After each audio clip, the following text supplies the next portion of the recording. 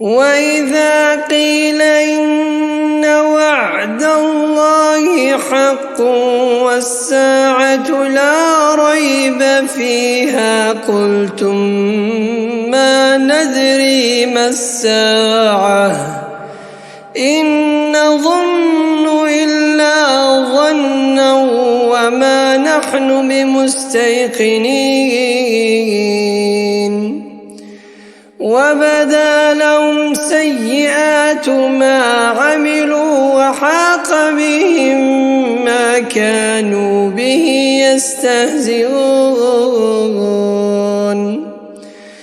وقيل اليوم ننساكم كما نسيتم لقاء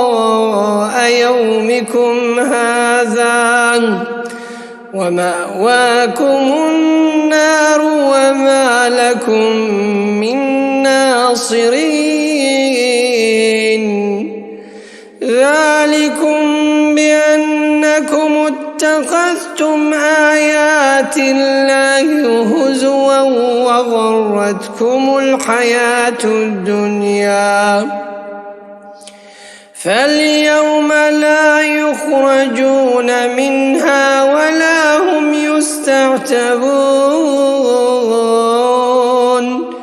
فلله الحمد رب السماوات ورب الأرض رب العالمين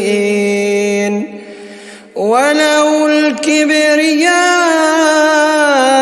في السماوات والأرض وهو العزيز الحكيم.